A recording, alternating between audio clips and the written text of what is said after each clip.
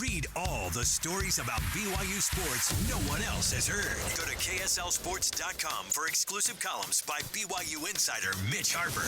That's KSLSports.com. Yeah, that's right. That's Mitch Harper on the other side of this thing. I'm Alex Kirry, and you can hear us every Sunday right here on 1st and 12.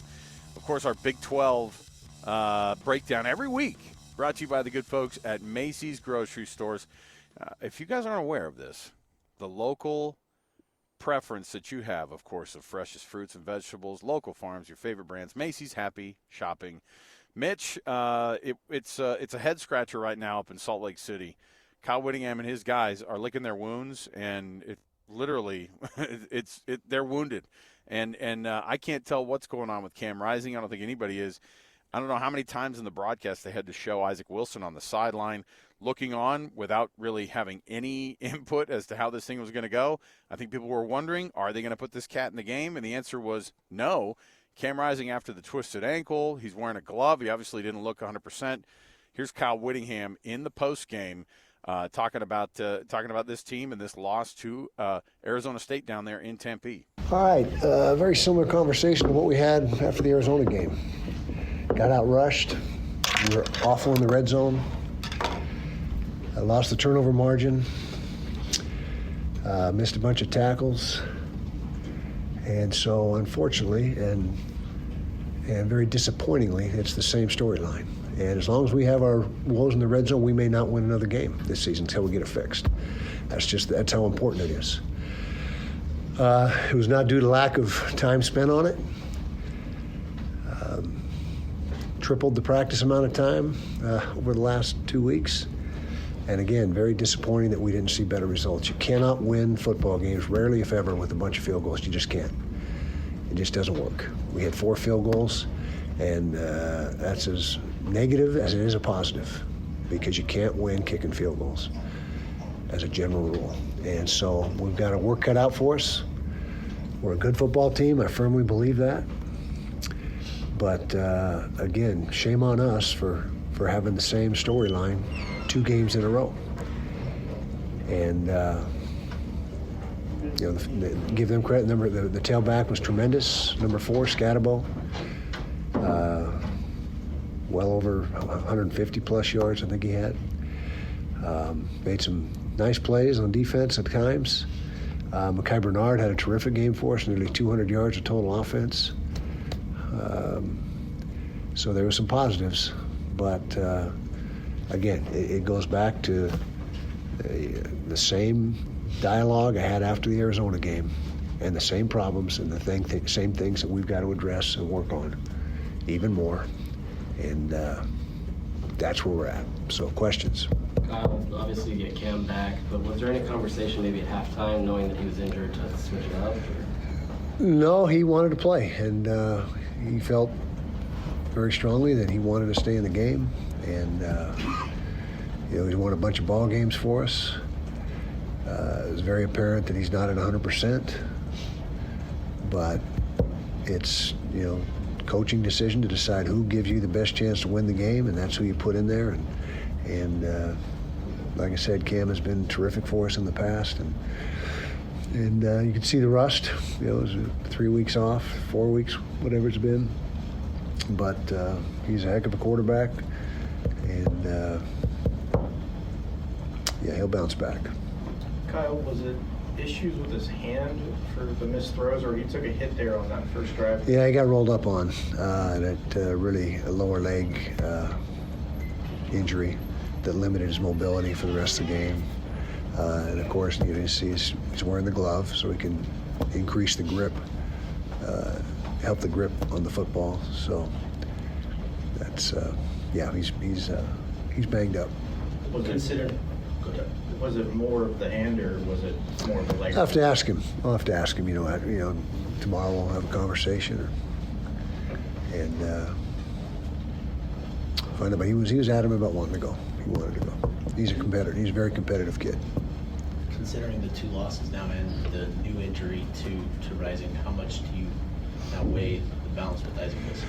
We'll have a lot more information and a lot more idea of how Cam feels tomorrow and the next day. Usually you can play through those things with adrenaline during the heat of the battle, but it's the next day or the day after when they really start to manifest how significant it is, or isn't, as the case may be.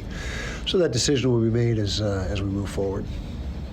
You have a bunch of guys out on the defense, but where are you seeing maybe the lapses that allowed for them to be able to run all over you? Yeah, we run some zone pressures, and some of our slant guys got cut off.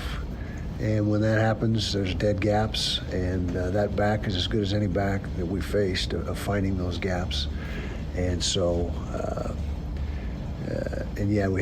but injuries are part of the game. I mean, we had guys out, but the guys that are in there have got to get the job done, and that was it. The majority of those runs that popped were on the zone pressures. Not all of them, but the majority that we either lost the edge or lost an interior gap by getting cut off. You worked on tackling the last couple of weeks. Yeah. How would you rate the tackling performance? Not good. It seemed like we missed 20 tackles tonight. There probably won't be that many, but we are typically a single-digit missed tackle team week in and week out. And we had 13 or 14 against Arizona. I bet we had more than that this game. But we worked on tackling in the bye week. We had full gear practices the week that we didn't have a game, and worked on tackling, worked on red zone.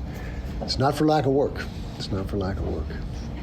There was some fans that rushed the field after the game, and it seemed like there was some interactions between players and some of the students that ran onto the field. Was there any frustrations on your end on how? I didn't see that.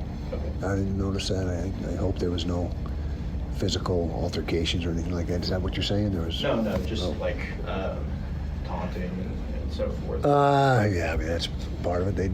If you win the game, you deserve to taunt. You just got to own it. We got beat, so part of the deal. Kyle, obviously there's a lot of emotions from your team, 2 back-to-back losses and stuff. How do you kind of regroup from that? I mean, what do you kind of do as a coach now? Well, you certainly lean on your leadership, your seniors, captains. Got to be better as coaches. We got out-coached tonight, no doubt about it. And we've all got to, again, it's very similar to what I said 2 weeks ago. We got to find out, each and every one of us, what we can do to be better as coaches, as players, how we can improve. We know our deficiencies. I guess that's a positive, but we haven't seemed to be able to get them rectified. Final question? You mentioned a lot about the red zone offense struggling. Obviously with Cam back in the lineup, the struggles were still there. How much of the blame do you place on the play calling? Blame me. Put it all on me. I'll take all the blame for the red zone. So that's where the blame goes.